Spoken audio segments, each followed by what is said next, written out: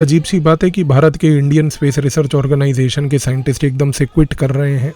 और क्विट करके एकदम से जो है अजीब परिस्थितियों में बड़े क्रिटिकल प्रोजेक्ट्स उनको एकदम से छोड़कर जा रहे हैं। आज से कुछ दशक पहले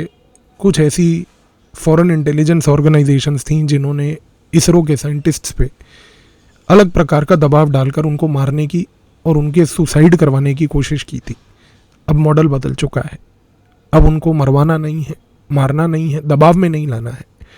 बस उनके सामने एक ऐसी परिस्थिति पैदा कर देनी है कि वो क्रिटिकल प्रोजेक्ट से जो है कंप्लीटली क्विट कर जाएं। बड़ी अजीब चीज़ है, क्योंकि यहाँ पर आज ऑब्जेक्टिव अब ये नहीं है कि इसरो के साइंटिस्ट के थ्रू भारत की स्पेस प्रोजेक्ट्स को लेके उसकी इंफॉर्मेशन को स्टील किया जाए, बल्कि ऑब्जेक्टिव ये है कि पूरे स्पेस प्रोग्राम को ही सैबोटाज किया जाए, और सैबोटाज किया जाए by a technique called subtraction, जिसको हम कहते हैं एक साधारण लैंग्वेज में sabotage by subtraction. Sabotage by subtraction का मतलब ये है कि आप ह्यूमन इंफ्रास्ट्रक्चर को ही न्यूट्रलाइज कर दीजिए, प्रोजेक्ट्स अपने आप ही कोलैप्स कर जाएंगे। आज ऑलरेडी भारत के पूर्व इसरो साइंटिस्ट्स के ऊपर जिस प्रकार से हमले हुए, जिस प्रकार से उनके ऊपर दबाव डालकर उनको सुसाइड की ओर, डेथ की ओर ले जाया गया, इन सब चीज़ों के ऊपर जब सरकार ने शिकंजा कसना चालू किया तो आज की डेट में इन्होंने एक नई रणनीति ही बना ली, ह्यूमन कैपिटल का सब्ट्रैक्शन। तो नए गेम में अब आपने सिर्फ एक ही काम करना है, 4 से 5 ऐसे साइंटिस्ट्स को या चीफ डिज़ाइनर्स को आइडेंटिफाई कीजिए। उन लोगों को आइडेंटिफाई करिए जिनके पास एक इंस्टीट्यूशनल मेमोरी है, यानी कि जिनकी संस्था में रहने से क्रिटिकल प्रोजेक्ट्स अचीव होंगे या नहीं अचीव होंगे। और उसके बाद तुरंत इनको अचीव करने के बाद एक चीज़ तय है, ये जो पिविटल साइंटिस्ट्स हैं, अगर आपने इनको ही क्विट करवा दिया तो एक चीज़ तय है कि पूरे प्रोजेक्ट की डेवलपमेंटल साइकिल कोलैप्स करेगी, सिविल मिलिट्री फ्यूजन कोलैप्स करेगा, और भारत जो स्पेस लेवल पर स्ट्रेटेजिक प्रोग्राम चलाना चाह रहा था वो कोलैप्स कर जाएगा। अब ये हो कैसे रहा है? ये हो रहा है एक बड़ी सोची समझी साजिश के तहत। पिछले लगभग 12-15 सालों से कुछ फॉरेन इंटेलिजेंस ऑर्गेनाइजेशंस जो भारत के स्पेस प्रोग्राम को बढ़ने नहीं देना चाहती हैं, उन्होंने सबसे पहले एक साइकोलॉजिकल ऑपरेशन चालू करा, एक लंबा साइकोलॉजिकल ऑपरेशन जिसमें उन्होंने कुछ कटआउट्स का प्रयोग किया। कटआउट्स कैसे? जैसे कि कुछ एकेडमिक रिसर्च इंस्टीट्यूशंस, कुछ प्रसिद्ध थिंक टैंक्स, इनके थ्रू सरकार को रिपोर्टें भेजना चालू करा कि हमें सरकार जो है एक ऐसी नीति पर आए जिस नीति के तहत सबसे पहले यहाँ पर प्राइवेटाइजेशन ऑफ स्पेस इंफ्रास्ट्रक्चर हो। जब स्पेस लेवल पर प्राइवेटाइजेशन होगी, think tanks, economic forums, academic policy papers लिखे जाएंगे, जब ये बार बार इस तरीके से एक इकोनॉमिक लैंडस्केप को शेप करेंगे एक सॉफ्ट पावर प्रोजेक्शन के तहत कि भारत टेक रेस में पीछे रह जाएगा अगर भारत ने स्पेस को प्राइवेटाइज नहीं किया, तो ये पूरी की पूरी अंतर्राष्ट्रीय स्तर पर चल रही मुहिम किसी प्रकार से कोई साइकोलॉजिकल ऑपरेशन नहीं, बल्कि एक फोमो क्रिएट करती है, fear of missing out create करती है कि भारत कहीं पिछड़ा ना रह जाए अगर उसने अपनी टेक रेस को यहाँ पर प्राइवेटाइज नहीं किया। और जैसे ही प्राइवेटाइजेशन होता है, आपके पास एक ऐसा प्रोग्राम क्रिएट हो जाता है जिसमें आप साइंटिस्ट्स को आराम से वल्नरेबिलिटी के तहत यूज़ कर सकते हो।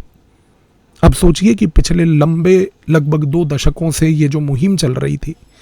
पिछले 2 दशकों से think tanks, economic forum, academic policy papers जो बार बार दबाव डाल रहे थे कि भारत टेक रेस में पीछे रह जाएगा अगर उसने अपने स्पेस को प्राइवेटाइज नहीं किया। इसके बाद जब भारत ने प्राइवेटाइजेशन स्पेस की करी, तो इस प्राइवेटाइजेशन के बाद एक चीज़ तो तय हो गई कि अब इन हॉस्टाइल इंटेलिजेंस एजेंसीज ने प्राइवेटाइजेशन का सहारा लेके कुछ विदेशी वेंचर कैपिटलिस्ट, कुछ प्रॉक्सी टेक फर्म्स को, उनके तहत कुछ शेल कंपनीज को यहाँ पर भारत के अंदर, भारत की जो स्पेस के अंदर स्टार्टअप लेवल का जो इकोसिस्टम था उसमें एक प्रभाव डालने की कोशिश करी। भारत ने जब स्पेस प्राइवेटाइजेशन करी तो कुछ भारतीय अपने स्टार्टअप्स इंडिजीनस भी यहाँ पर आज बहुत महत्वपूर्ण रोल प्ले कर रहे हैं, लेकिन कुछ विदेशी कंपनियां भी हैं जो आज की डेट में 100% लिबरलाइज्ड पॉलिसी का फ़ायदा उठा रही हैं। गेम सिंपल है, आपने एक अंतर्राष्ट्रीय स्तर पर नैरेटिव क्रिएट किया, टेक रेस में भारत पीछे ना रह जाए, उस दबाव से एक फोमो क्रिएट हुआ, वो फोमो से एक नीति बनी, नीति बनने के बाद इंडिजीनस स्टार्टअप्स आए, उन इंडिजीनस स्टार्टअप्स के साथ साथ कुछ बाहर के स्टार्टअप्स आए, बाहर की कुछ विदेशी कंपनियां आई, और सबने यहाँ पर सिर्फ एक ही चीज़ पे फोकस करा, और वो था कि कुछ ऐसे साइंटिस्ट्स को अच्छे पैकेजेस पे ल्योर करना, अच्छे वर्क कल्चर पे ल्योर करना, जिसमें एक पॉइंट को बार बार एम्फसाइज किया गया कि सरकार की संस्था इसरो से जुड़कर आप अपने टैलेंट को वेस्ट कर रहे हैं, प्राइवेट सेक्टर में आइए, टैलेंट को यूटिलाइज कीजिए, पैसा भी मिलेगा, फेम भी मिलेगी, सरकार में सिर्फ नाम सरकार को मिलेगा। और इसकी वजह से कुछ साइंटिस्ट्स इस दबाव में जब वो प्राइवेट सेक्टर की ओर बढ़ते हैं, जाते हैं, तो एक एब्सोल्यूट प्लॉजिबल डिनाइबिलिटी के बेस पे एक ऑपरेशन तैयार होकर आप साइंटिस्ट को क्रिटिकल प्रोजेक्ट से बाहर निकाल लेते हैं, क्योंकि इनका उद्देश्य सिंपल है, भारत के स्पेस के सोवरेन राइज को रोको, भारत को स्पेस लेवल पर आत्मनिर्भर होने के बजाय हमेशा कस्टमर बना के रखो, भारत एक ऐसी डिप्लोमेसी की स्ट्रेटेजी कभी बना ही ना पाए जिसमें वो दूसरे देशों का स्पेस लेवल पर कोई मदद कर पाए, और एक ग्लोबल कार्टल जो इन लोगों ने विदेशी फॉरेन इंटेलिजेंस ऑर्गेनाइजेशंस और विदेशी कंट्रियों ने बना रखा है, उसमें एक ऐसा गेम खेलते रहो जिसके तहत भारत को एक हाई टेबल जिसमें स्पेस के रिलेटेड ग्लोबल रूल सेट किए जा रहे हैं वहाँ पर बैठने का मौका ही मत दो। खेल चल रहा है, चलता भी रहेगा, सरकार जितने मर्जी रूल्स को टाइटन भी कर ले, कंट्रोल भी कर ले, at the end of the day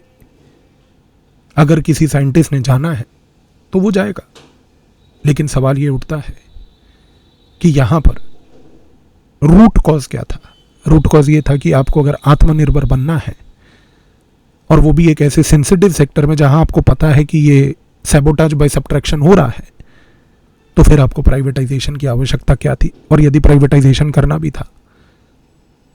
तो आप सिर्फ उसको इंडिजीनस कंपनीज के तहत रखते, पर इंडिजीनस कंपनीज जो हैं वो बिना विदेशी वेंचर कैप के, बिना विदेशी सपोर्ट के सस्टेन ही नहीं कर सकती, क्योंकि पिछले 75 साल में देश के अंदर वैसा इकोसिस्टम यहाँ पर क्रिएट किया ही नहीं गया कि स्टार्टअप्स को बढ़ावा दिया जाए। अब अगर 4 साल पहले से स्टार्टअप्स को बढ़ावा देंगे तो उसको कवर अप करने में अगले 40 साल तो लगेंगे। तो अब आप फंस गए एक ट्रैप में। अब ये ट्रैप आपसे मजे ले रहा है,